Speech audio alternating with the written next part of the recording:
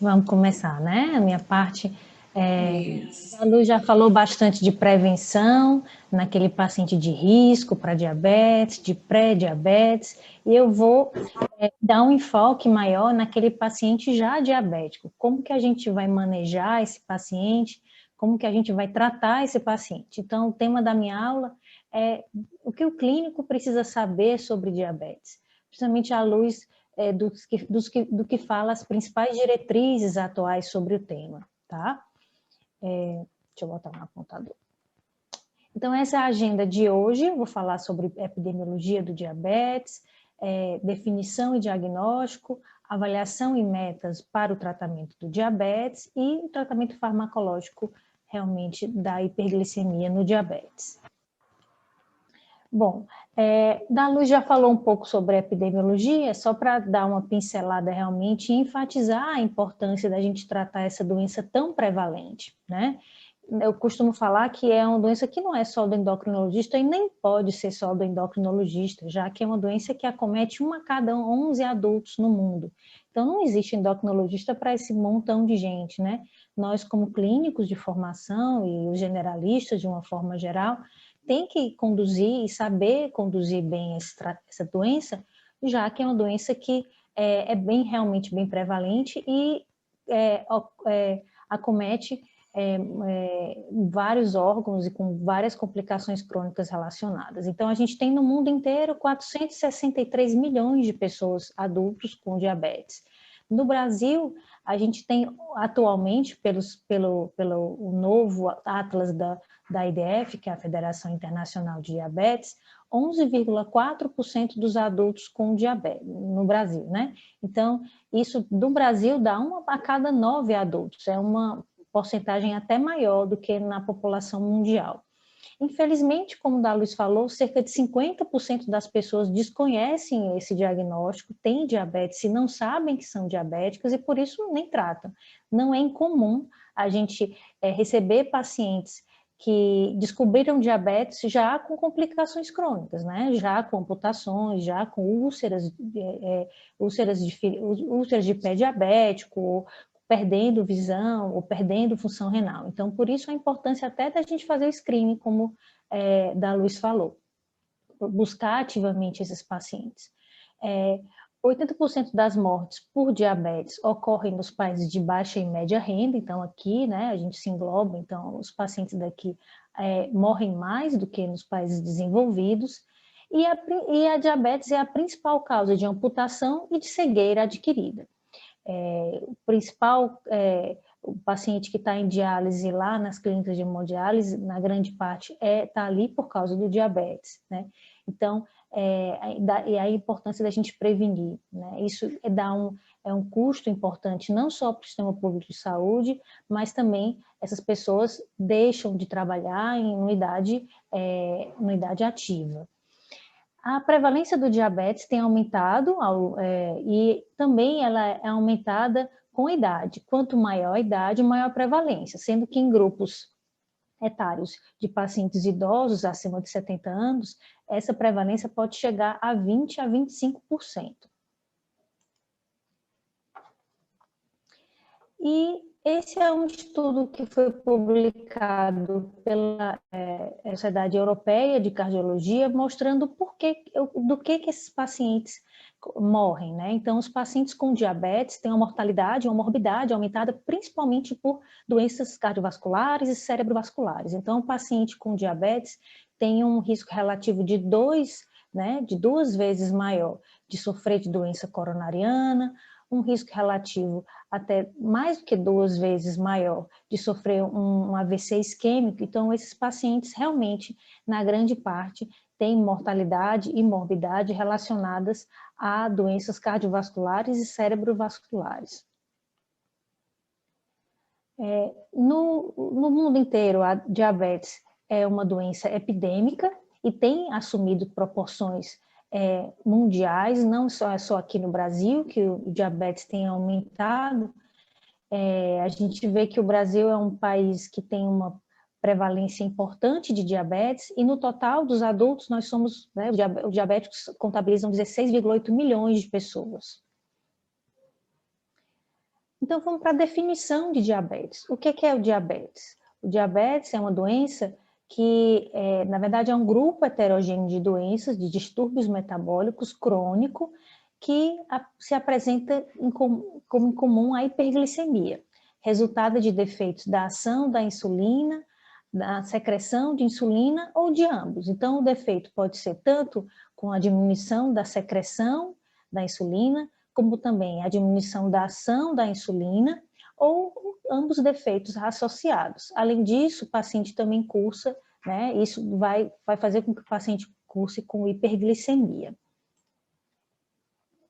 A gente classifica o diabetes nesses principais tipos, né? A gente tem o diabetes tipo 1, que contabiliza 5 a 10% dos casos de diabetes, o diabetes tipo 2, que contabiliza 90 a 95% dos casos, outros tipos específicos de diabetes, como diabetes monogênico ou diabetes por doenças pancreáticas específicas, que é menos de 2% dos casos, e o diabetes gestacional, que é aquele diabetes que é diagnosticado no período da gestação e que acomete 7% aproximadamente das gestantes.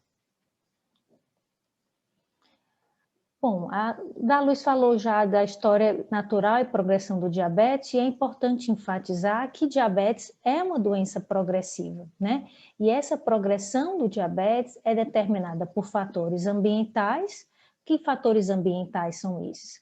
Um dos fatores ambientais é justamente o controle glicêmico. Então, o controle glicêmico ruim também faz com que o paciente evolua mais rápido para uma falência de célula beta pancreática e uma progressão mais rápida da doença. Além de fatores genéticos. Os fatores genéticos realmente não são modificáveis, e também não são completamente esclarecidos. Mas a gente deve atuar principalmente nesses fatores modificáveis, que são o controle glicêmico. Então, o paciente com um bom controle glicêmico, principalmente no início da doença, e a gente chama isso de um efeito de legado, quando o paciente é bem tratado no início, ele leva esse legado do bom tratamento para o futuro, com a menor possibilidade de complicações e menor possibilidade também de progressão para um diabetes de mais difícil controle ou de uma falência beta-pancreática mais importante. Então, é sabido que os hipoglicemiantes orais, ou até mesmo injetáveis, né, a gente tem drogas injetáveis não insulínicas também, tem capacidade de diminuir, reduzida, limitada de reduzir a hemoglobina glicada. Essa capacidade gira em torno de 1% de diminuição de glicada, na maioria dos casos. As sulfonilureias podem chegar até 2% no início do tratamento, né, de um diabetes mais precoce, mas de uma maneira geral, a capacidade dos hipoglicemiantes de reduzir glicada é em torno de 1% de cada droga, né? E a gente tem também a tendência à falência de célula beta pancreática a longo prazo. Isso faz com que 30 a 50% dos pacientes com diabetes podem necessitar de insulina. Isso foi visto num grande estudo, que é o estudo KPDS, que demonstrou que esses pacientes, muitos dos pacientes com diabetes, ao longo do tempo, vão precisar de insulina. Infelizmente, a insulina é até pouco prescrita hoje em dia. Existem várias barreiras para isso, mas a tendência é realmente o paciente precisar de insulina no longo prazo. Boa parte desses pacientes precisarem de insulina no longo prazo. Por isso que a insulina também tem que ser encarada como uma droga que faz parte do arsenal terapêutico e pode ser necessária nesses pacientes. Não deve ser encarada como uma punição, né? E às vezes os pacientes até falam, e isso é uma coisa que até faz parte do cotidiano, de achar que se eu não cuidar do meu diabetes, eu vou usar insulina. O meu médico disse que se eu não fizer uma dieta, eu vou precisar de insulina. Quando, na verdade, muitos pacientes vão realmente precisar de insulina, independente até de mudanças de hábitos. Bom, como que é feito o diagnóstico do diabetes? Primeiro eu vou falar do que é normal. Então, normal é ter uma glicemia de jejum abaixo de 100, menor do que 100, até 99, uma glicemia 2 horas após o teste oral de tolerância à glicose, com uma sobrecarga de 75 gramas de glicose anidra menor do que 140, e uma hemoglobina glicada menor do que 5,7. Esse é o normal. Então, o que é o anormal? O que é o diabetes? O diabetes é quando eu tenho uma glicemia de jejum maior ou igual a 126, ou isso é qualquer um desses critérios, um ou mais desses critérios positivos faz diagnóstico de diabetes. Ou uma hemoglobina glicada maior ou igual a 6,5, ou uma glicemia 2 horas após a sobrecarga no teste oral de tolerância à glicose maior ou igual a 200, ou uma glicemia ao acaso, uma glicemia randômica, em pacientes com claros sintomas de hiperglicemia maior ou igual a 200. Então, aquele paciente francamente sintomático, que é aquele paciente com as chamadas polis, né? Poliúria, polifagia, perda de peso e polidipsia, vai ser diagnosticado com diabetes com apenas uma glicemia sérica, sempre, como o da Luz falou, né? Assim, maior ou igual a 200. Uma coisa importante de se frisar é que se o paciente não tem sintomas claros de hiperglicemia, como as polis, poliúria, polifagia, polidipsia, você está na dúvida diagnóstica, vai ser necessário repetir esses testes, que é a glicemia de jejum ou hemoglobina glicada em caso de dúvida, e aí você pode usar até outros testes para fazer essa confirmação.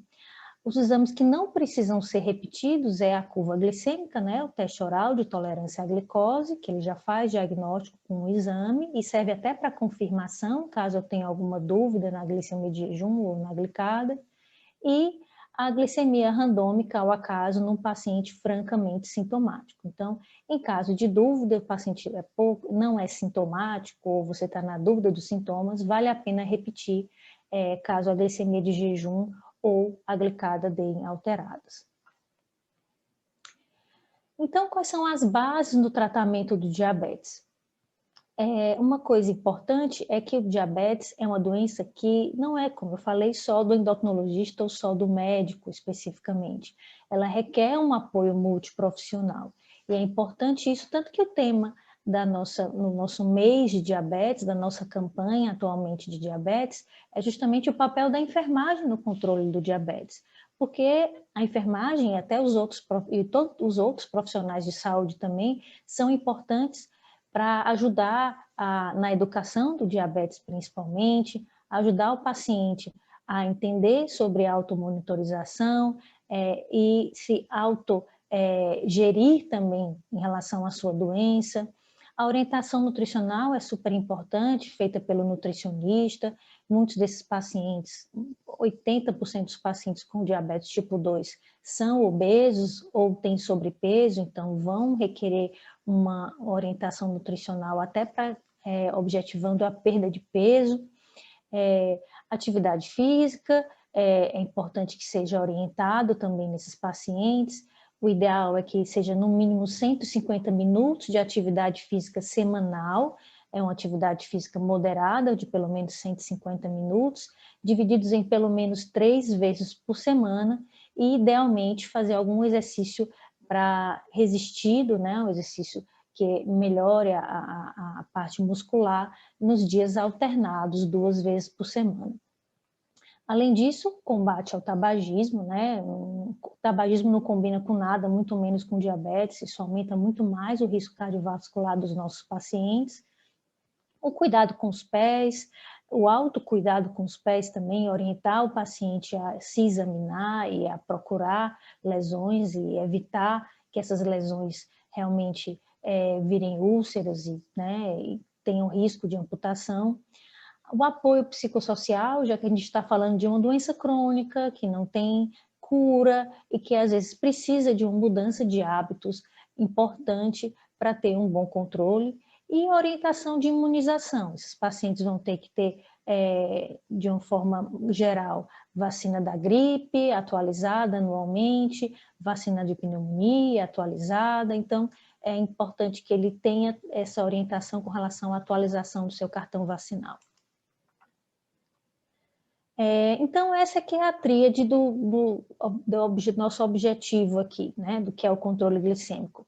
A gente tem que ter orientações, o paciente tem que ter orientações de dieta e de autocuidado, associado a orientações de atividade física e medicação. Eu costumo falar que tem que ter esse tripé. Sem esse tripé bem apoiado, fica difícil ter um bom controle glicêmico realmente.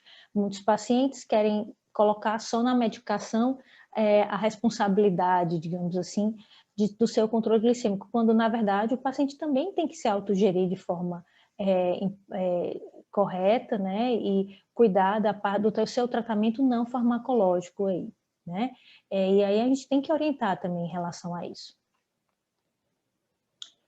Quais são as recomendações gerais do bom controle glicêmico? Então, o que é que eu quero de meta para ter um bom controle glicêmico com esse tripé bem feito? De acordo com a Sociedade Brasileira de Diabetes, no consenso mais atual, que é o consenso de 2019 e 2020, o objetivo é ter uma glicemia de jejum ou pré-prandial menor do que 100, uma glicemia 2 horas após a refeição, 2 horas após prandial, menor do que 160, e uma hemoglobina glicada menor do que 7. Isso, como eu falei, é uma recomendação geral. A gente pode, eventualmente, individualizar cada caso, eu vou falar mais na frente o que é essa individualização. Então, por que é importante esse controle glicêmico? A gente sabe que a redução do nível de hemoglobina glicada, ela vai diminuir consideravelmente complicações micro e macrovasculares. Então, o estudo, de novo, o KPDS, mostrou que com uma redução de glicada de torno de 1%, eu tenho 37% menos complicações microvasculares, eu tenho 43% menos de doença vascular periférica, 21% menos de óbitos relacionados ao diabetes, 14% a menos de infarto agudo do miocárdio e 12% a menos de AVC. Então, para vocês entenderem o quão é importante a gente reduzir, mesmo que 1% de glicada, e a gente reduz complicações crônicas e morte nesses pacientes. Como eu falei anteriormente, a meta global é a hemoglobina glicada abaixo de 7. Mas a gente pode individualizar essas metas glicêmicas. E isso vai ser de acordo com a duração do diabetes, a idade do paciente, a expectativa de vida desse indivíduo, as comorbidades que ele já tenha, principalmente comorbidades relacionadas ao diabetes, se o paciente já tem doença cardiovascular, doença macrovascular, se ele já tem complicações microvasculares ou se ele tem hipoglicemias frequentemente ou até mesmo hipoglicemias sem sinais de alerta, que são as hipoglicemias não percebidas. Então, esse é uma figura que eu tirei do consenso da Associação Americana, que mostra justamente isso. Eu vou ser menos rigoroso com diabetes nos pacientes que têm uma duração longa da doença, que tem um potencial alto de hipoglicemia e efeitos adversos das drogas. Eu vou ser menos rigoroso também se o paciente tem uma expectativa de vida curta, ou múltiplas comorbidades, ou uma doença vascular estabelecida. Por que isso? Porque a minha intenção, como eu falei anteriormente, de obter um bom controle glicêmico é justamente prevenir as complicações crônicas do diabetes. Ora, se o paciente já é um paciente que já tem complicação crônica estabelecida e que tem uma duração longa da doença, tem uma baixa expectativa de vida, eu não vou beneficiar mais esse paciente tendo um controle muito rígido, porque esse controle muito rígido, até nesses casos, pode até aumentar a mortalidade, já que eu sei que um controle muito rígido também denota, principalmente se o paciente estiver usando alguma droga que cause hipoglicemia, como as insulinas, por exemplo, ou as sulfonilureias, esse controle mais rígido vai ter uma maior chance também desse paciente ter mais hipoglicemia. E essa hipoglicemia é deletéria para esses pacientes com múltiplas comorbidades ou pacientes mais idosos, porque isso aumenta a mortalidade, aumenta a morbidade, principalmente cardiovascular. Então, nos pacientes idosos, a gente pode manter uma glicada entre 7,5 até 8,5, dependendo do estado de saúde. Então, aquele idoso mais restrito, aquele idoso com múltiplas complicações, eu posso chegar até uma glicada de 8,5, por exemplo.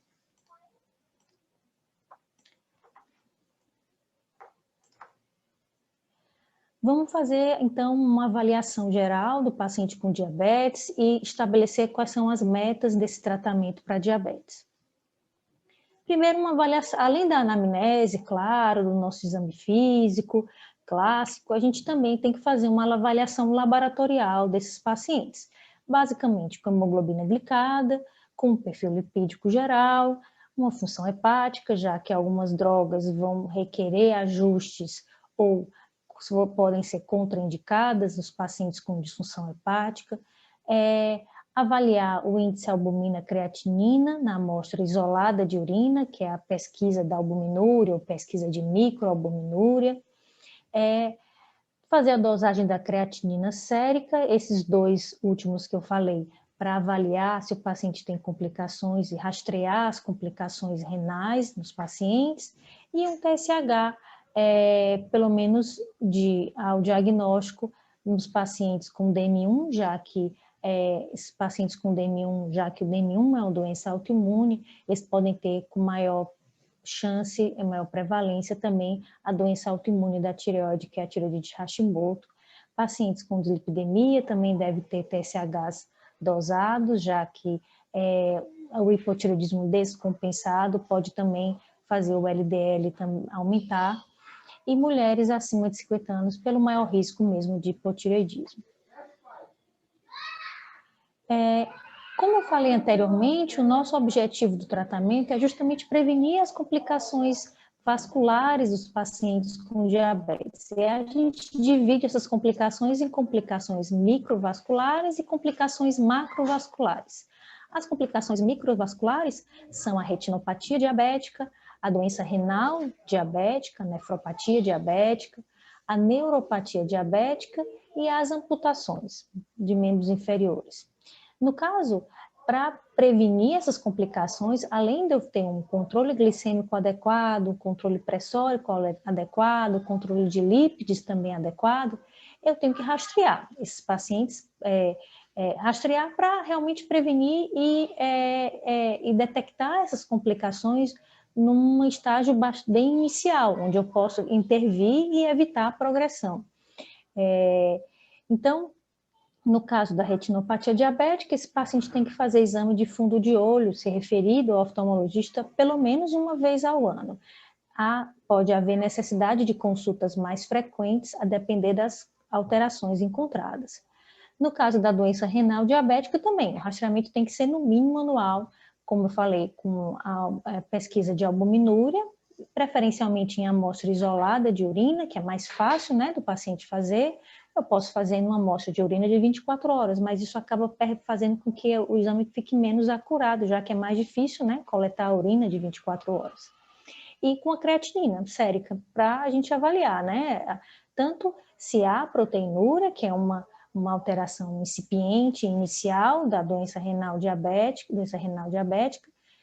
e também para a gente, com a creatinina, fazer o cálculo da taxa de filtração glomerular, da função renal desse paciente, e aí a gente pode usar fórmulas, né, as fórmulas que a nefrologia usa com mais frequência no paciente com diabetes, é uma fórmula chamada CKD-EPI, que ela tem uma acurácia melhor nos pacientes com diabetes.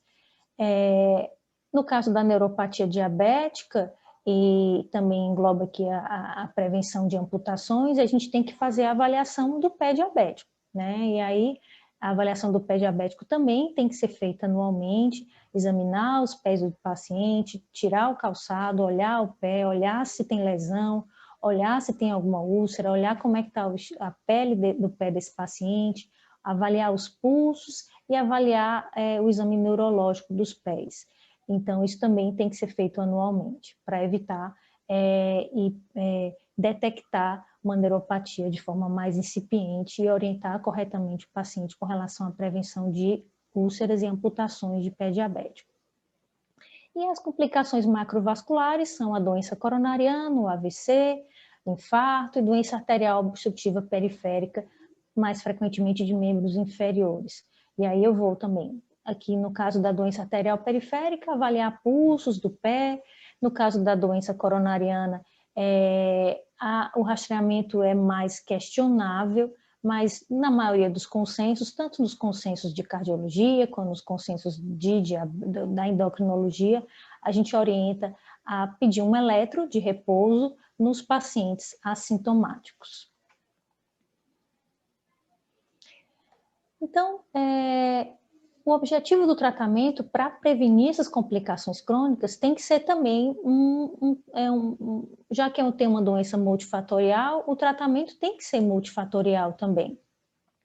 Então, nesse caso, eu tenho que sair um pouco da visão glicocêntrica que a gente fala, de eu tenho controle glicêmico, eu tenho que objetivar apenas o controle glicêmico. Não, a gente tem que ver realmente o paciente como um todo, né, para fazer um bom controle nesse caso. Então, eu tenho que ver o controle glicêmico sim, mas eu tenho que ter um bom controle de lípides, um bom controle da pressão arterial, isso muda o prognóstico e evita complicações microvasculares também, e tenho que avaliar se o paciente tem indicação de antiagregação plaquetária. Então, tem que ter todo esse tratamento multifatorial. Com relação à pressão, quais são as metas de tratamento para a pressão? A pressão, idealmente, tem que ficar abaixo de 13/8, eventualmente, eu posso não conseguir isso, pode ter algum prejuízo ou ter hipotensão, então em pacientes idosos eu posso manter uma pressão abaixo de 14/8. O HDL é acima de 40 para homens e acima de 50 para mulheres e triglicerídeos abaixo de 150 miligramas por decilitro. E como eu vou tratar a hipertensão do paciente com diabetes? Bom, a hipertensão pode ser tratada com drogas que são modificadoras realmente de risco, principalmente risco microvascular. Então, as drogas preferencialmente usadas nos pacientes com diabetes são drogas como bloqueadores do sistema renina-angiotensina-aldosterona, que são os inibidores da ECA ou os BRAS, né? Losartana, captopril, valsartana, enalapril, por exemplo. Ou bloqueadores de canais de cálcio ou diuréticos tiazídeos. De uma maneira geral, a gente inicia com bloqueadores do sistema renina-angiotensina, ou IECA, ou BRA, e caso há necessidade, né, a gente vai associando uma segunda ou terceira droga, que pode ser um bloqueador de canal de cálcio, uma lodipina, por exemplo, uma nifedipina, ou um diurético tiazida, o hidroclorotiazida. A depender da necessidade, se a gente não for atingindo os alvos realmente pressóricos. Uma coisa importante é que eu não devo combinar duas drogas, não devo fazer o duplo bloqueio do sistema renina-angiotensina-aldosterona, então não combino BRAS com IECAS, eu uso ou um ou outro. Outras indicações específicas de drogas antihipertensivas se o paciente tiver albuminúria e ou proteinúria, eu tenho que obrigatoriamente usar IECA ou BRA, já que são drogas que vão diminuir progressão de doença renal diabética nesses pacientes com doença renal incipiente, né, albuminúria ou proteinúria, mesmo se o paciente não for hipertenso, tá, gente? Então, paciente com albuminúria, paciente com alguma alteração de perda de albumina na urina, mesmo se não for hipertenso, deve usar IECA ou BRA, e aí eu faço dose pequena para ir vendo realmente a tolerância. Se cardiopatia isquêmica, eu devo avaliar os de beta-bloqueadores também, associar os de beta-bloqueadores, e se o paciente tiver uma taxa de filtração glomerular mais baixa, né, abaixo de 30 ml por minuto, uma insuficiência renal grau 4, eu vou usar diuréticos de Hals. O uso do AS, né, do antiagregante plaquetário, do ácido acetilsalicílico. Antigamente, eu costumo falar assim, que o uso do AS era como se fosse um carimbo para o paciente com diabetes. Hoje em dia não é bem assim. Estudos mostraram que eu posso ter risco de sangramento nesses casos, então hoje em dia a gente usa o AS exclusivamente e de forma obrigatória nos pacientes para prevenção secundária. Então, no caso de prevenção secundária, então aquele paciente que já teve um evento cardiovascular, já teve um infarto, já teve um AVC isquêmico, deve usar sempre o ácido acetilsalicílico. Mas na prevenção secundária, isso aí já é questionável. Então, o paciente que nunca teve um evento cardiovascular, eu posso, até pela Associação Americana que fala, né, eu posso considerar o uso, né, então não é um uso obrigatório, apenas se o paciente for de maior risco cardiovascular mesmo. E aí aqui estão os critérios. Paciente acima de 50 anos, com um ou mais fatores de risco, como tabagismo, hipertensão, dislipidemia, história familiar de doença cardiovascular prematura ou albuminúria. Então, eu posso considerar nesses casos, principalmente se o paciente não tiver contraindicações para o uso do AS, né? Não tiver história de úlcera ou de sangramentos, ou discrasias sanguíneas. Com relação ao colesterol, então eu falei de aspirina, falei de pressão e agora vamos falar de lípidos, né? No caso do colesterol, a gente pode utilizar, vai utilizar metas baseadas em categorias de risco. Então, a gente vai estratificar o risco do nosso paciente para avaliar se ele precisa usar estatina, se ele precisa usar drogas que diminuam o LDL, que são as estatinas, e essas categorias de risco podem ser feitas, né, essa estratificação pode ser feita a partir de calculadoras de risco. Aqui no Brasil, a gente tem uma calculadora de estratificação de risco cardiovascular que foi desenvolvida pela Sociedade Brasileira de Cardiologia, que tem uma atualização agora recente, de 2020, mas você pode usar a calculadora de risco da Associação Americana de Diabetes, de Cardiologia, da Associação da calculadora do KPDS, então todas elas basicamente vão utilizar estrativadores de risco semelhantes, como a idade, né, o tempo de diabetes, que o tempo de diabetes há mais de 10 anos, história familiar de doença arterial coronariana prematura, fatores de risco como tabagismo, hipertensão arterial, síndrome metabólica, disfunção renal, albuminúria e LDL mais alto, né, acima de 190. Esse aqui é o site que tem essa calculadora de risco da Sociedade Brasileira de Cardiologia, mas essa foto, inclusive, eu tirei de aplicativo de celular, que é facilmente, né, mais fácil de manejar. Então, eu estratifico o risco desse meu paciente com essas calculadoras de risco. E eu estratifico o paciente risco muito alto, risco intermediário e risco baixo. No caso do paciente com diabetes, eu nem coloquei risco baixo aqui, porque na calculadora, quando vocês veem, o paciente com diabetes, adulto com diabetes, acima de 40 anos no caso, o diabetes tipo 2, as calculadoras de risco só têm estudos com pacientes acima de 40 anos, já vão estratificar meu paciente pelo menos para risco intermediário, tá? Então, no caso do paciente com risco muito alto, é aquele paciente de prevenção secundária mesmo, aquele paciente que já teve uma doença cardiovascular prévia, que já teve um AVC, um infarto. Então, esse paciente vai ter que, de forma mandatória, usar a estatina, e aí tem que ser estatina de alta potência. Quando eu falo estatina de alta potência, eu falo de rosuvastatina e atorvastatina em doses mais altas. E a redução inicial, a partir de um paciente virgem de tratamento, é de pelo menos 50% do LDL basal, e posteriormente eu tenho que atingir meta de LDL abaixo de 50%, abaixo de 50 miligramas por decilitro, perdão.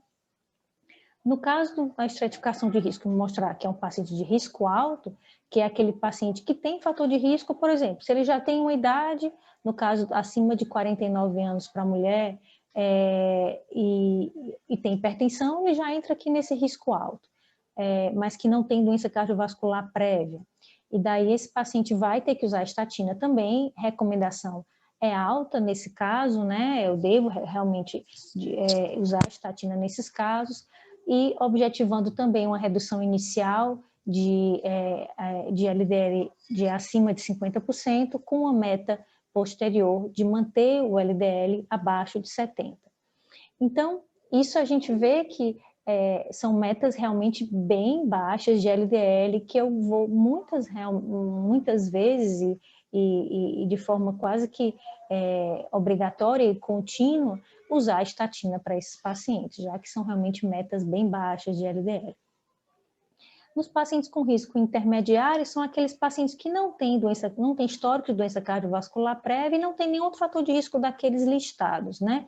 Que é geralmente aquele paciente diabético um pouco mais jovem, abaixo de 50 anos, que não é hipertenso, não tem um LDL muito alto, não é tabagista. Então, na verdade, vai ser a minoria dos nossos pacientes com diabetes. A redução aqui tem que ser pelo menos de 30% a 50% inicialmente. Há uma recomendação também de usar estatina.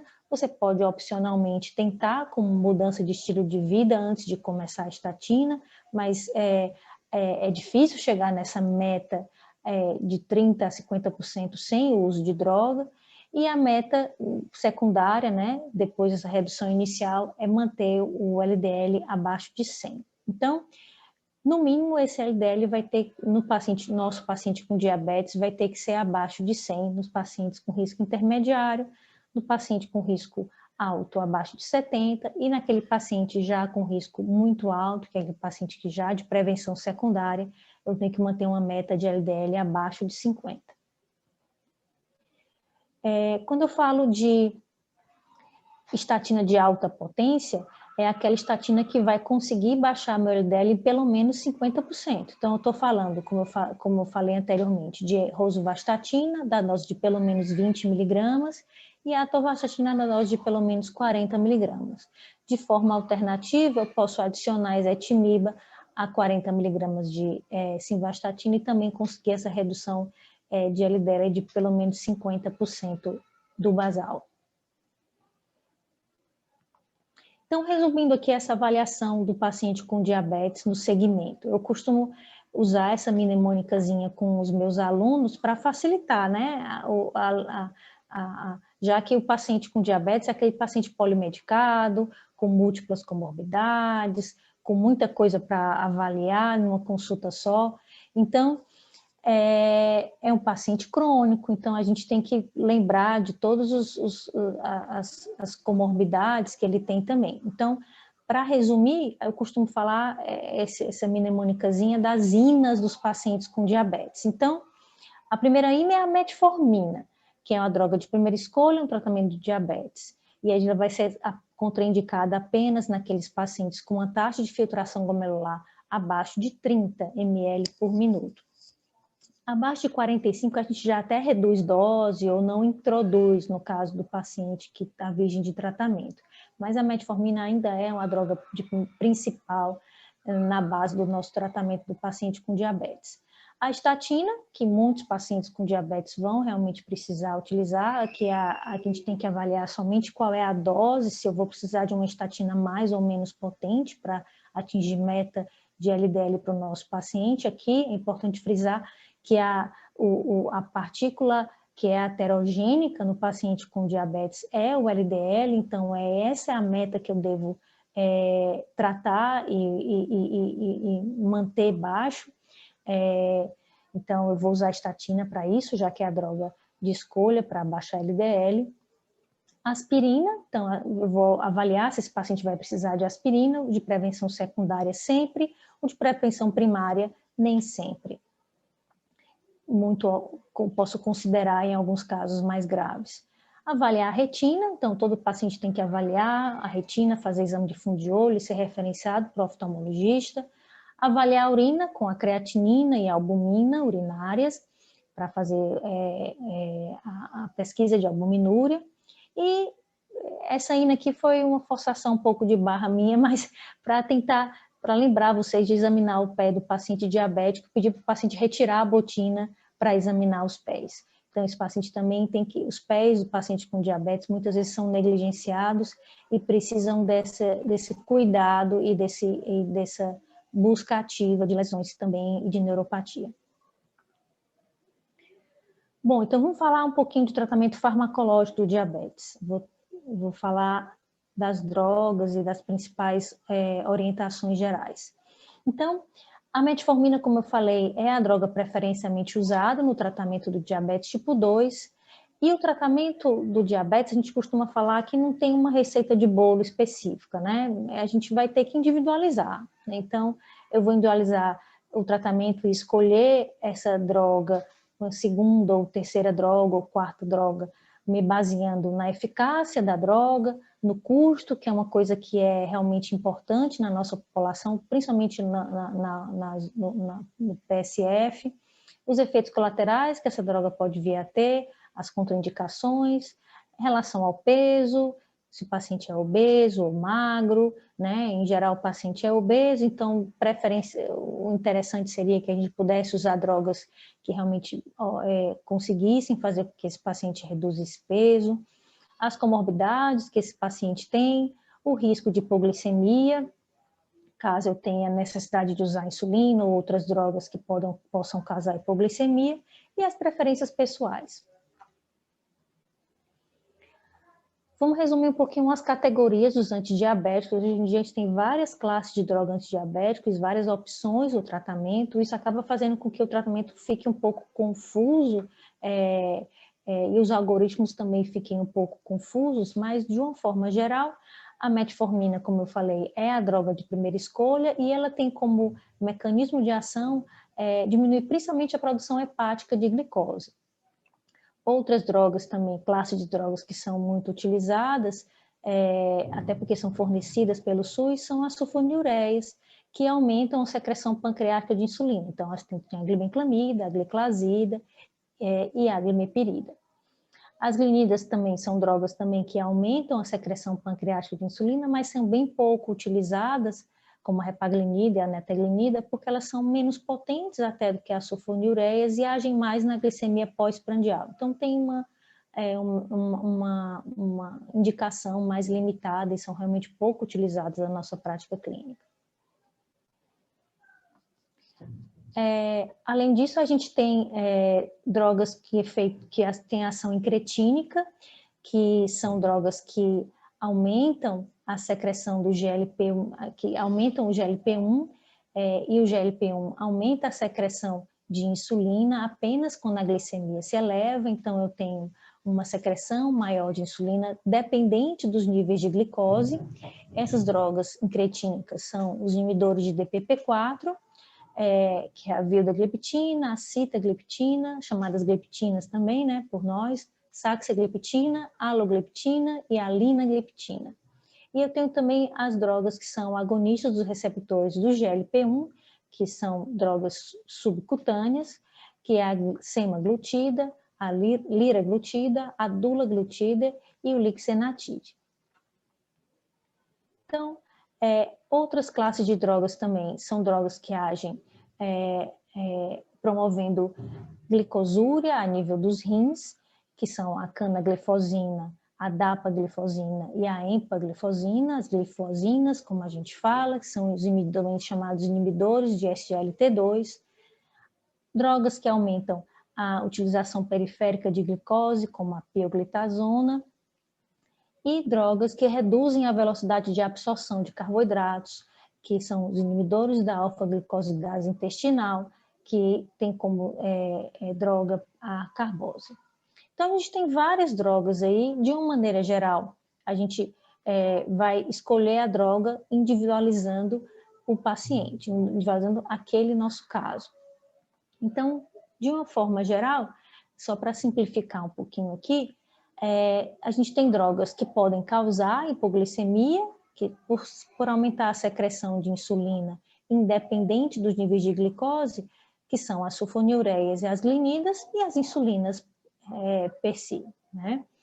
E tem drogas que não causam hipoglicemia, como a metformina, os inibidores de SGLT2, as drogas incretínicas, como os análogos de GLP-1 e os inibidores de DPP-4, a pioglitazona e a carbose. Esses que estão em asterisco, que são classes mais novas de droga, as duas mais novas, que são os inibidores de SGLT2, eles causam glicosúria e por isso causam perda calórica, né, e promovem perda de peso. Os análogos de GLP-1 também, por essa ação incretínica, também aumentam, diminuem esvaziamento gástrico e aumentam saciedade central, por isso eles também promovem perda de peso.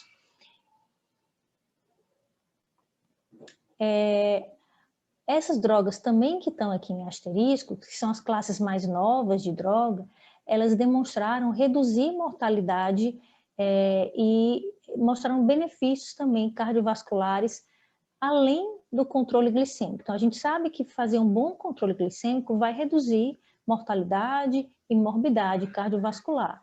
Mas essas drogas mostraram benefícios mesmo com controle glicêmico semelhante ao tratamento padrão, ao tratamento com insulina, ou com sulfonilureia, ou com pioglitazona.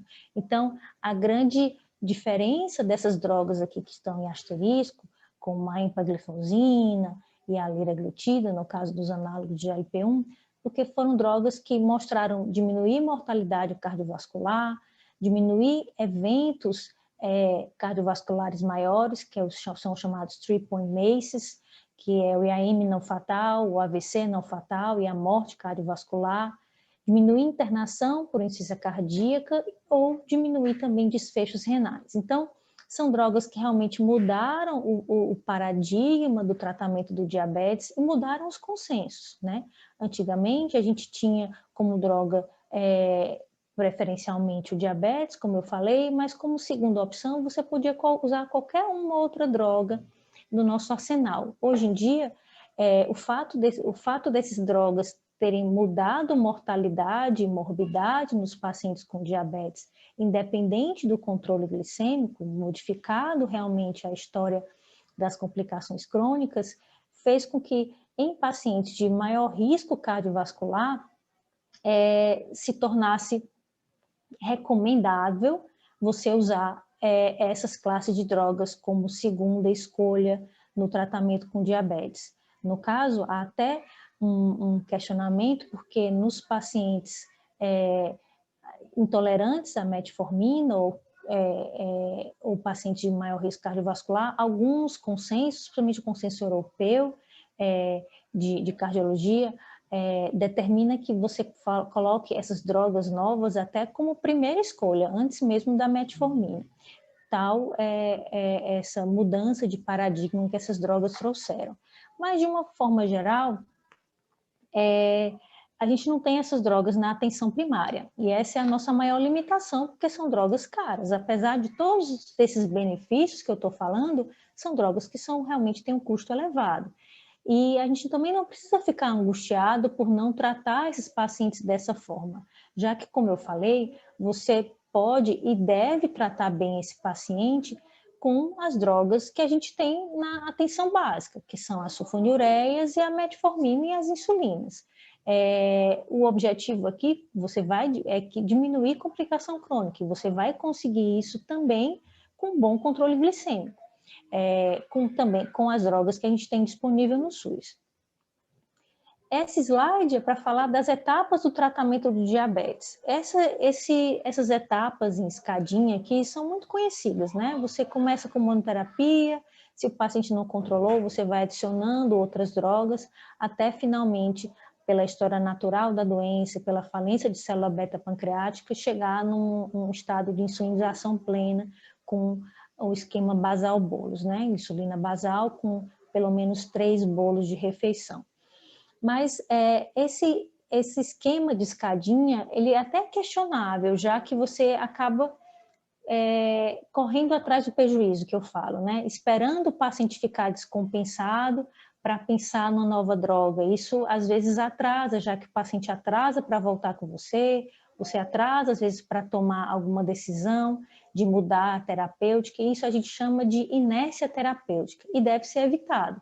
A gente deve evitar a todo custo atrasar e retardar um bom controle glicêmico do paciente, agir precocemente no paciente descompensado, modificando drogas ou mudando o esquema terapêutico, já que a gente sabe que o diabetes é uma doença evolutiva, então eu preciso de um tratamento dinâmico também. Às vezes eu vou precisar mudar droga, vou precisar acrescentar outras drogas ou insulinizar o paciente de acordo com a necessidade e de acordo com o perfil também de funcionamento, né, de célula beta nesses casos. Então, há estudos, inclusive, que falam que o tratamento combinado pode até ser utilizado precocemente, logo ao diagnóstico, independente do controle glicêmico. Esse estudo é um estudo chamado Verify, que fala que você pode começar a terapia dupla nesses pacientes, no caso ele usou uma metformina com a alogliptina,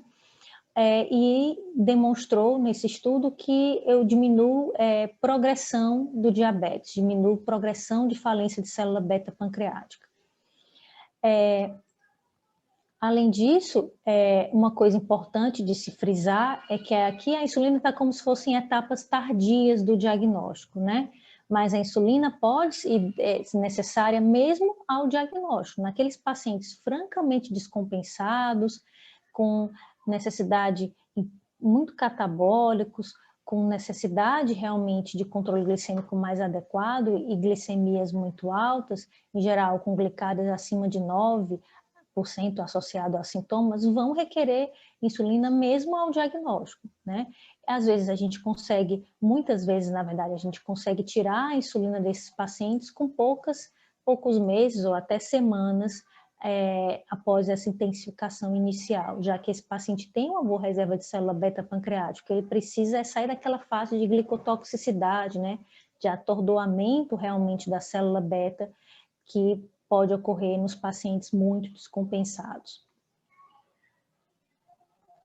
Então, esse aqui é o algoritmo que eu gosto bastante, porque ele é um pouco mais didático, é o algoritmo da Sociedade Americana de Endocrinologistas Clínicos, a ACE, em que ele coloca aqui que eu devo iniciar monoterapia nos pacientes com glicada ao diagnóstico abaixo de 7,5, com metformina, e aqui ele coloca como ordem de prioridade as outras drogas, né? Então, pode utilizar também análogos de ALP1, inibidor de SGLT2, depois inibidor de DPP4, a pioglitazona e as sulfonilureias.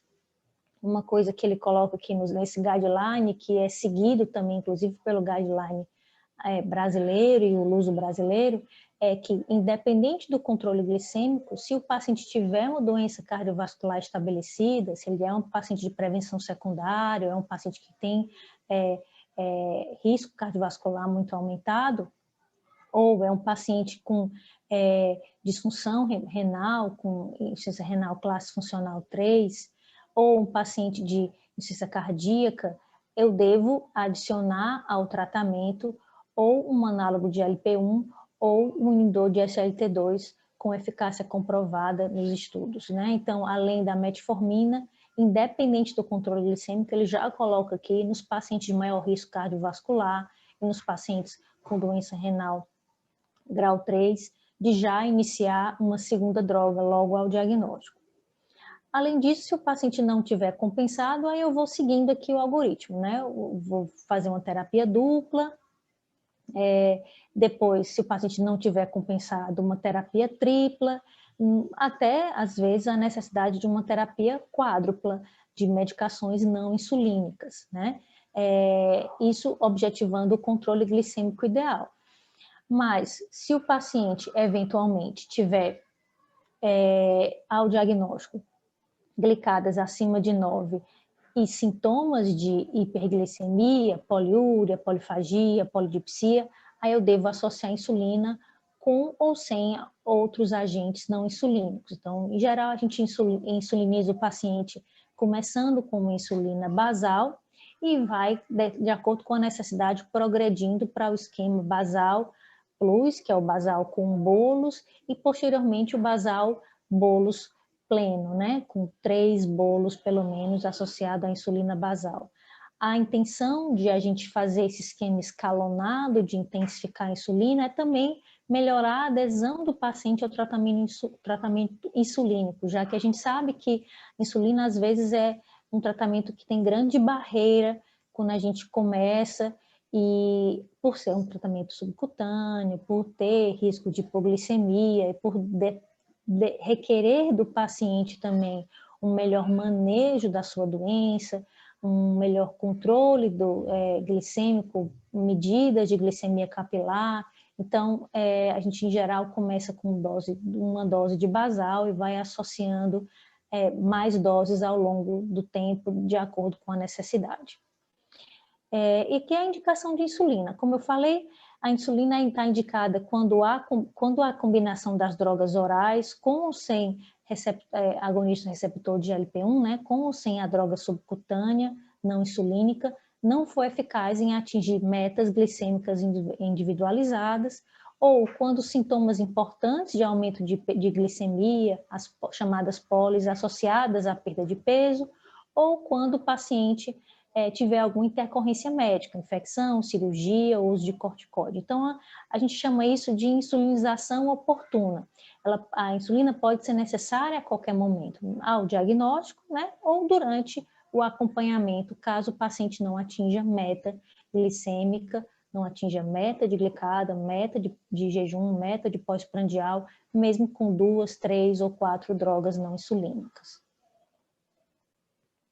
Então, a ideia aqui, como eu falei, é individualizar. Eu não tenho uma receita específica, qual é a segunda, terceira ou quarta droga que vocês precisam usar, porque a gente vai avaliar todo aquilo que a gente falou anteriormente, o benefício cardiovascular, o benefício renal, insuficiência cardíaca, o custo dessas drogas, que pode ser limitante na maioria dos nossos pacientes do PSF, o risco de hipoglicemia, o peso do paciente, objetivando o controle glicêmico. Como eu falei, o nosso objetivo aqui é controlar a glicemia, mesmo que você não consiga usar essas drogas, né, mais caras ou com esses benefícios extra controle glicêmico. Então, essas são as minhas mensagens para casa, que o tratamento do diabetes deve contemplar os outros componentes da síndrome metabólica, então tem que objetivar um bom controle da hipertensão, da dislipidemia e objetivar também a perda de peso nos pacientes com obesidade ou sobrepeso. O rastreamento das complicações crônicas deve ser feito anualmente. Pacientes com diagnóstico recente de diabetes, a principal indicação consiste em modificação de estilo de vida associada ao uso de metformina. Pacientes com doença cardiovascular estabelecida em associação à metformina ou em monoterapia, preferir o uso de análogo de GLP-1 ou inibidor de SGLT2. No DM2, ocorre perda progressiva da reserva secretória de célula beta pancreática, o que resulta na necessidade de tratamento com insulina nas fases mais tardias da doença. Então, muitos pacientes vão realmente ter que usar a insulina por essa falência de célula beta pancreática. E a insulina também pode ser introduzida nas etapas iniciais do tratamento do diabetes, quando a terapia com drogas não insulínicas for insuficiente para atingir as metas glicêmicas e também quando houver restrição ao uso de outras drogas. Então, era isso que eu queria falar. Espero que a gente tenha dúvidas para discutir posteriormente. Esse é o meu e-mail também, caso vocês queiram discutir alguma outra coisa. Então, vamos conversar mais um pouquinho, né? Deixa eu só tirar o meu compartilhamento de tela aqui, gente. Opa.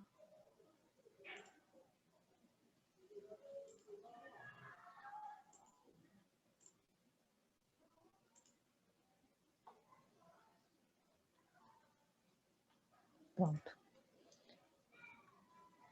Então, vamos ver aqui quais são as perguntas, não é isso, Márcia? A gente pode ver aqui, né? Vamos lá, Aloysio, vamos falar, ver quais são as perguntas que foram feitas. Deixa eu ver aqui. Realmente são relacionadas aí com o seu assunto, né? Mais sobre o tratamento. Eu vou pela a primeira aqui que eu achei. A pergunta é se o paciente chega na APS, a principal dúvida é que quando eles são assintomáticos e com glicemia capilar, né, HGT alta. Essas ocasiões muitas vezes são mandados para o PA. Existe essa indicação, mandar para o PA para tomar insulina, mesmo o paciente assintomático? Com relação a essa dúvida, sim, o paciente que está descompensado, né? Se ele está descompensado, sintomático, glicemias, principalmente acima de 300, ele tem indicação de insulinizar, né? Então, ele deve ser insulinizado se ele já não usa insulina, né? E caso esse paciente esteja assim descompensado, mesmo que assintomático, ele às vezes requer uma avaliação melhor no PA para avaliar a causa da descompensação. Às vezes esse paciente está infectado, é uma emergência hiperglicêmica, né? É um estado hiperosmolar não cetótico, ou é uma cetoacidose, enfim. Eu tenho que fazer esse diagnóstico diferencial, mesmo em pacientes assintomáticos, né? Então, vale a pena, sim, mandar esse paciente para o pronto atendimento, para avaliar, né, o motivo pelo qual ele descompensou, se é uma infecção, uma complicação aguda do diabetes. Quer Ana, acrescentar mais alguma coisa nessa Ana, pergunta? gostaria de complementar isso aí, que na nossa experiência, né, atendendo no SUS, a gente vê muitas vezes o paciente descompensado que vai ao PA, e as UPAs, né, e que lá é feita só aquela conduta imediata, né? A insulina, a hidratação, uma antibiótico terapia no caso de ter uma infecção ali intercorrente, levando a essa descompensação, mas que geralmente eles não fazem a orientação para o paciente em casa, né? Eles tomam aquelas medidas naquele momento lá. Então, é importante que, a nível das unidades básicas de saúde, esses pacientes sejam recomendados voltarem de imediato, logo em seguida, às unidades básicas de saúde, para que seja, então, programado o tratamento de rotina para casa, né? Que isso geralmente não é orientado a nível dos pronto-atendimentos, das UPAs, né? Isso. Ter esse segmento, né? Senão o paciente vai ficar Exatamente, o segmento, porque eles não voltando. orientam a medicação para casa, geralmente. Eles fazem aquela conduta imediata lá, de insulinização, hidratação, enfim. Mas esse paciente, ele precisa ser orientado a voltar logo em seguida às unidades básicas de saúde para ter essa orientação do segmento do tratamento. Da Luz, essa pergunta foi relacionada à sua aula. Se um paciente apresentar valor de glicemia de jejum ou glicada compatível com pré-diabetes, é mandatório fazer um TOTG para investigar ou não?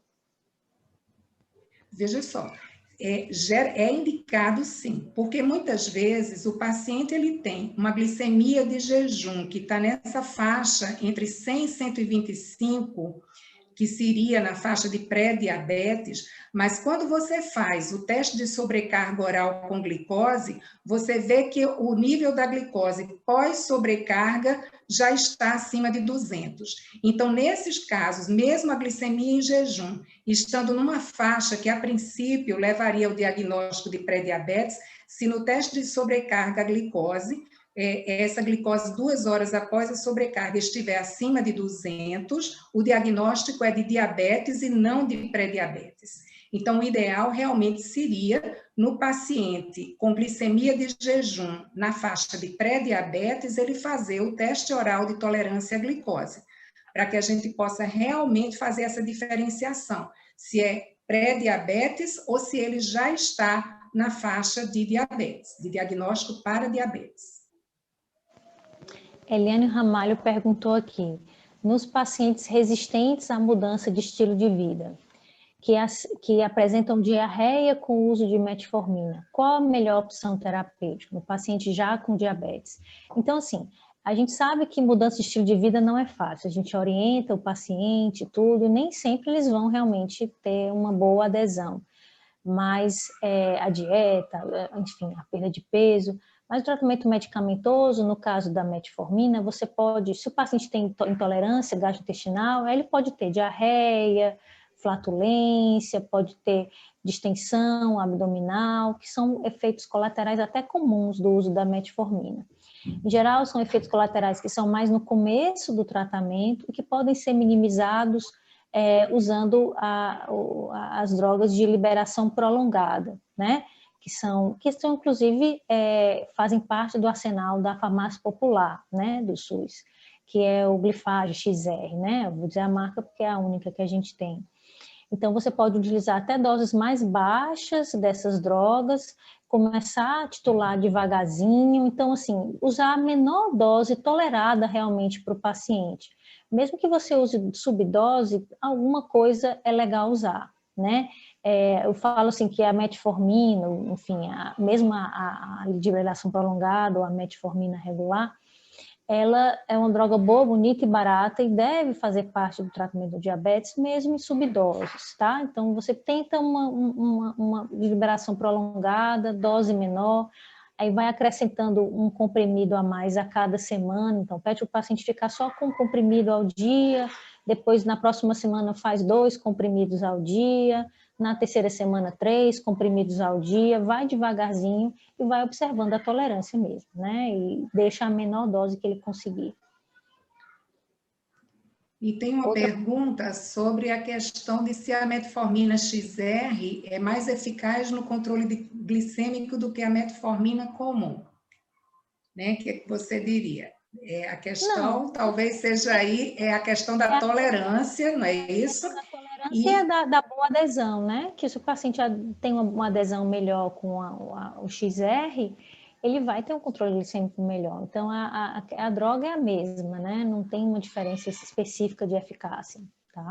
E a metformina comum, ela precisaria ser mais fracionada, né? Isso enquanto que também a XR, você, por ela ter um efeito prolongado, você pode usar numa dose única ou dividir em 2 doses, não é isso?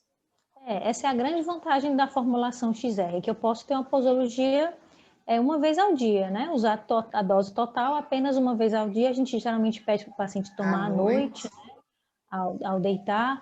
Isso facilita muito a adesão, né, do paciente, já que é uma vez ao dia só que ele precisa lembrar de tomar remédio. Em geral, esses pacientes são polimedicados, usam antihipertensivo, como eu falei, usa sua estatina, usa seus remédios para doença coronariana. Então, a gente facilitando realmente a posologia, melhor, né?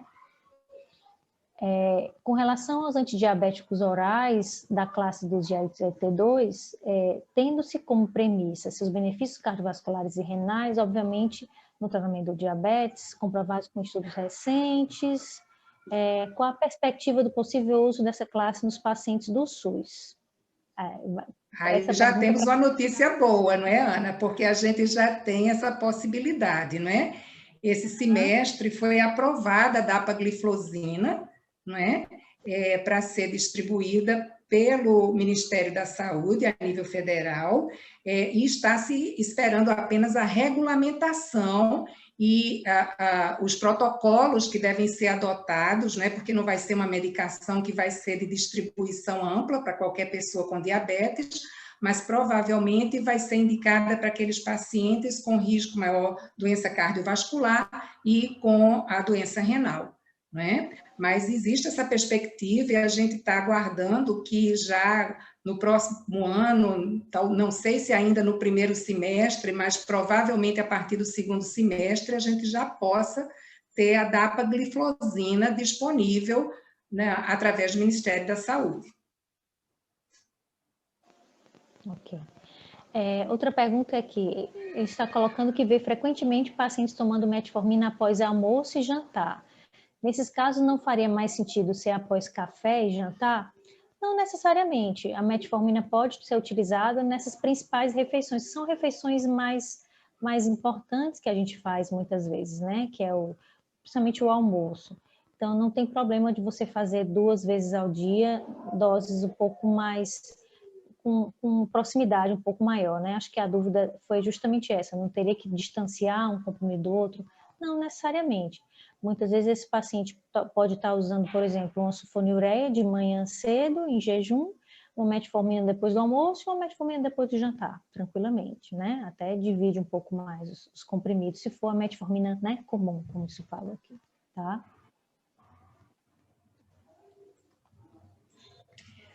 Temos aqui uma pergunta de Kleber, não é? Levando-se em consideração as potenciais alterações micro-macrovasculares já em estágio de pré-diabetes, no paciente que não responde satisfatoriamente à MEV, qual a recomendação atual no tocante ao uso da terapia medicamentosa com algum antidiabético oral antes do surgimento da DM2 propriamente dita?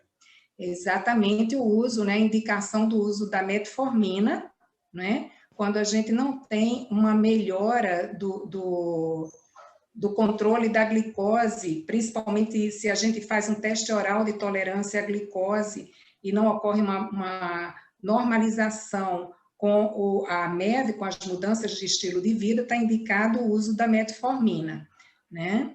E também nessa fase de pré-diabetes, a gente também já tem que também procurar manter o controle dos lípides, da pressão arterial, porque muitas vezes esses pacientes eles são obesos, eles já têm síndrome metabólica, não só com a disglicemia, mas com todos esses outros aspectos, né, da síndrome metabólica, da dislipidemia, da hipertensão arterial. Então, esses pacientes eles também têm que ter todos esses aspectos controlados, mesmo na fase de pré-diabetes, isso é de suma importância.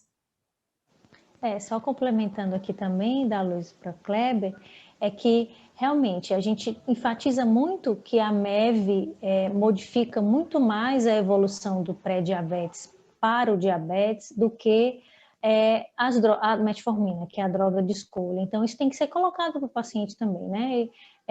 Que a MEV muda o curso realmente dessa evolução de pré-diabetes para diabetes.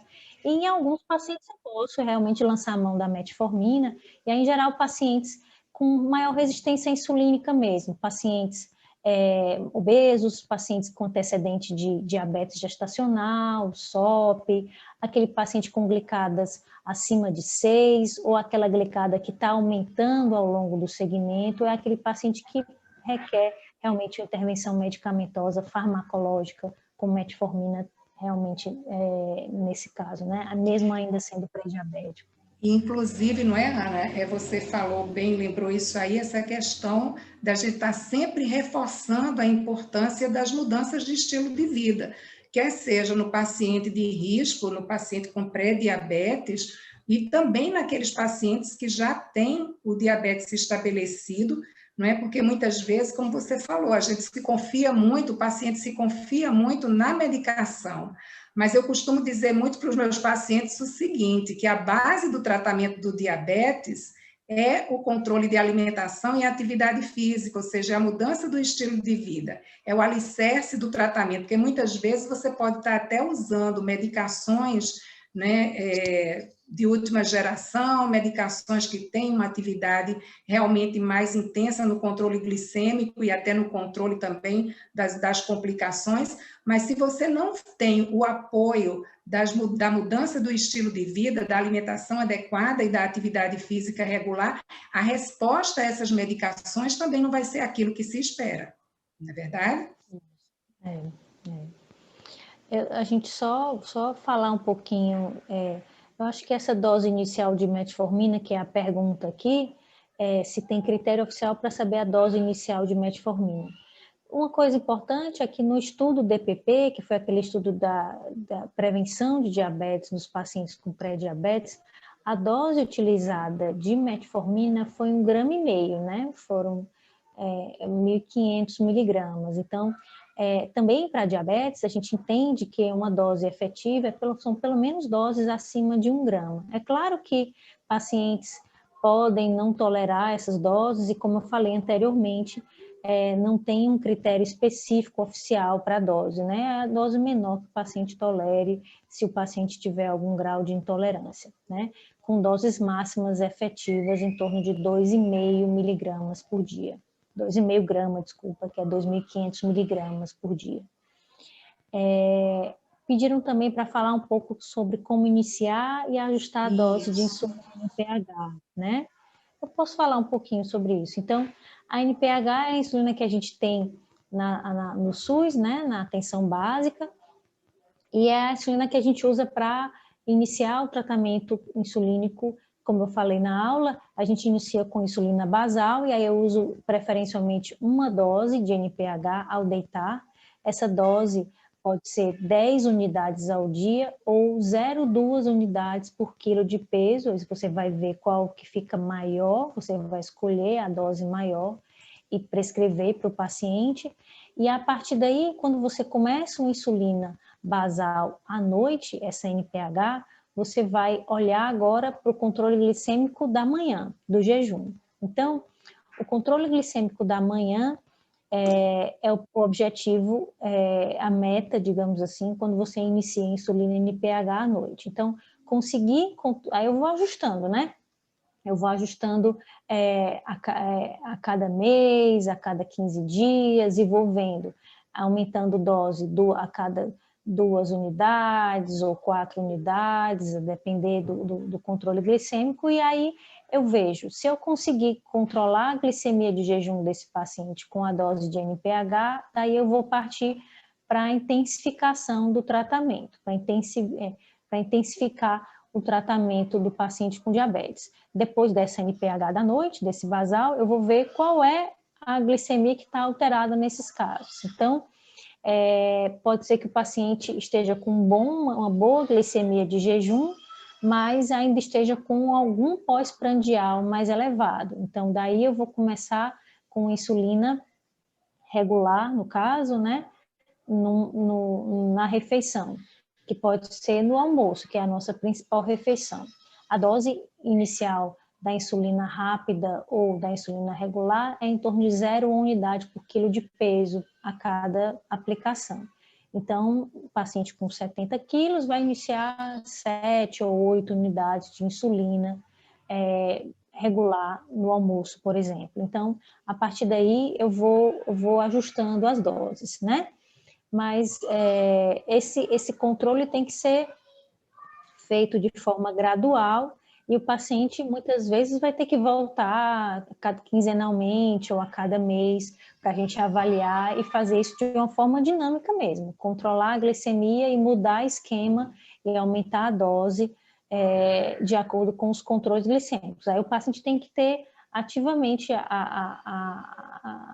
essa busca pelo controle glicêmico, fazendo o seu controle glicêmico, fazendo ponta de dedo, fazendo glicemia capilar, vindo mostrar esse mapa glicêmico para o médico, para a gente ir ajustando, né? Tanto com as glicemias de jejum, quanto as glicemias pós-prandiais, tá? Só complementando alguma coisa aqui, Ana, de lembrar, eu acho que é importante lembrar que a hora de se aplicar a insulina NPH à noite não é na hora do jantar, pelo maior risco de hipoglicemia durante a madrugada. O ideal seria que essa aplicação fosse feita por volta das 10 horas da noite, porque aí o pico já vai acontecer no final da madrugada, início da manhã, e então isso reduz bastante o risco de hipoglicemia noturna, né? Muitas vezes a gente vê os pacientes tomando a insulina NPH, às vezes janta de 6 horas da noite e já está tomando a insulina nesse horário, não é? E outra coisa é em relação à insulina regular, dela ser aplicada pelo menos 30 minutos antes da alimentação, já que ela tem um início de ação que vai de 30 a 60 minutos. Né? Então, seria recomendável que a aplicação fosse feita pelo menos 30 minutos antes da alimentação. Né? Essa dinâmica é importante, já que a gente sabe, né, que a NPH tem pico de ação, então eu tenho que realmente retardar essa aplicação noturna para, na hora de deitar, para realmente evitar que esse pico seja de madrugada e esse paciente tenha hipoglicemia de madrugada, tá? Aqui, obrigada, pessoal, pelos parabéns, Rui, doutor João, olha só, que honra. Com certeza, agradecemos a todos. Josefa, aqui da Luz, a Elane está perguntando quanto tempo para avaliar normalmente o paciente que teve diagnóstico de pré-diabetes? 3 meses, 6 meses, 1 ano? Como que eu devo fazer essa reavaliação desse paciente? Se ele evoluiu ou não, né, para diabetes, ou enfim. No caso do pré-diabetes, bom, a avaliação pelo menos anual, não é? Eu acho mais conveniente uma avaliação semestral para a gente ver como é que esse paciente realmente, até mesmo porque os pacientes precisam reforçar as orientações. Se você vai apenas numa consulta e dá aquelas orientações e deixa o paciente voltar só depois de 1 ano, é muito provável que nesse período ele vá, vamos dizer assim, se desviando daquelas orientações que foram dadas. Então, você fazer um controle mais de perto vai aumentar as chances desses pacientes aderirem a essas medidas de mudança de estilo de vida. Então, acho que pelo menos 2 vezes ao ano seria o recomendável, pensando nesse aspecto também. Joia. Outra pergunta aqui é verdade que quem toma insulina não pode usar outras medicações que provoquem hipoglicemia? É parcialmente verdade, né, JC, né, a pessoa.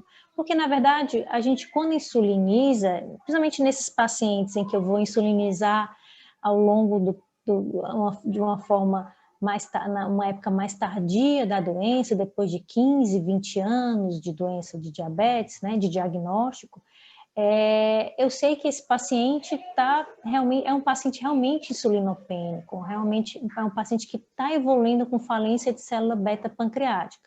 Então, se outras drogas que provoquem hipoglicemia, quando a gente fala em outras drogas, eu estou falando principalmente de sulfonilureia, né, que é a droga mais utilizada. A sulfonilureia, nessas fases mais tardias da doença, ela perde mais a sua ação, ela tem uma ação mais limitada porque a célula beta, a sulfonilureia depende da célula beta pancreática para ter uma boa ação, já que é uma medicação que, como mecanismo de ação, faz secretar insulina, né, aumenta a secreção de insulina. Então, não faz mais tanto sentido num paciente que eu vou intensificando insulina, eu deixando muita droga oral. Principalmente se essas drogas orais têm mecanismo de ação em que secreta GOBAs, como a gente fala, né, que estimulam secreção de insulina de célula beta, já que eu sei que quando eu estou intensificando a insulina, é porque, na verdade, eu estou percebendo que esse paciente realmente está entrando em falência de célula beta pancreática. Então, não está errado você ainda usar, por exemplo, uma dose de sulfonilureia com uma dose de NPH basal, mas quando eu vou intensificando, usando o esquema basal bolos, o esquema de insulinização plena, não faz mais tanto sentido eu usar, por exemplo, a sulfonilureia. O que vale ainda, e é que a gente muitas vezes mantém nesse paciente com insulinização plena, são drogas que sensibilizam a ação da insulina, como, por exemplo, a boa e velha metformina, ou, por exemplo, uma medicação como o análogo de GLP-1, né, que vai ajudar também no controle glicêmico, enfim. Mas a metformina, de uma maneira geral, para ficar mais fácil de entender, é realmente a última droga que a gente tira, tá? Se eu for intensificando o esquema com insulina, eu vou tirando algumas drogas orais, e das primeiras drogas que a gente tira é a sulfonilureia, e das últimas drogas que a gente tira é realmente a metformina, ou às vezes até mantém, na verdade, nem tira, tá?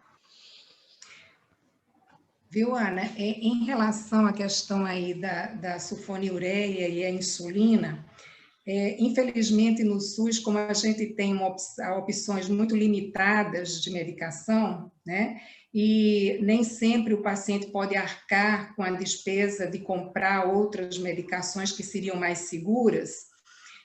A gente acaba, algumas vezes, fazendo a glibenclamida, que é a sulfonilureia atualmente disponível aqui, né, na Paraíba, a gente acaba fazendo assim uma dose pela manhã ou até na hora do almoço, mas nunca fazendo à noite se a gente vai usar a insulina NPH bedtime, né?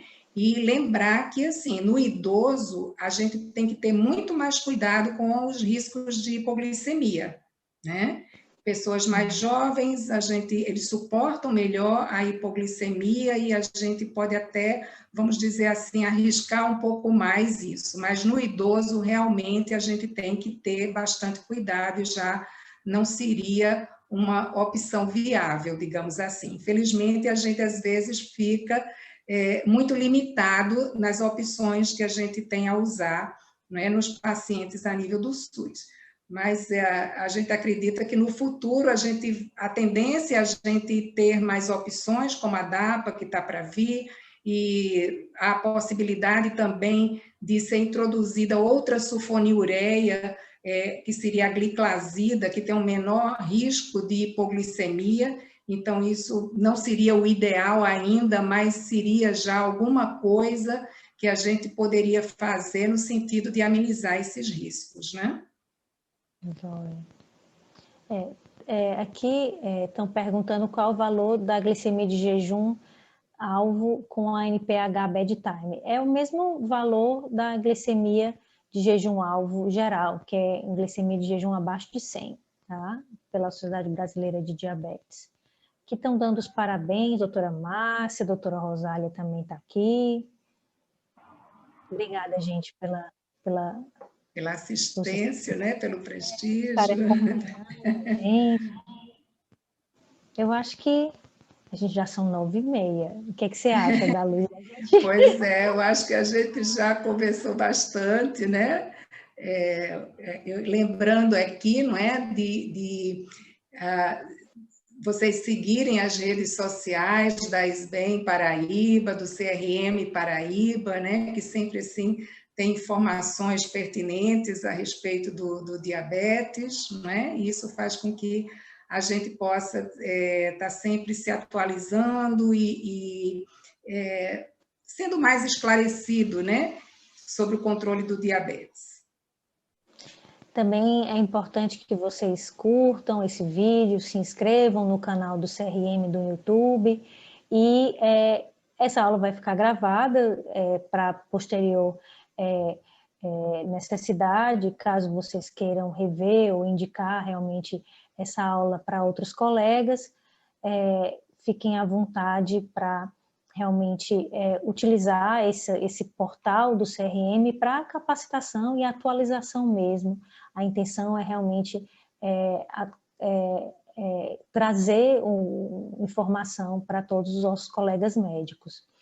A gente gostaria também de agradecer a todo mundo que está aqui, os participantes da transmissão, agradecer também ao presidente do CRM Paraíba, Dr. Roberto Magliano, e ao nosso querido Dr. João Modesto, que está na coordenação do programa de educação médica continuada aqui do CRM, que tem essas ideias todas para capacitar nós, como médicos, em assuntos diversos.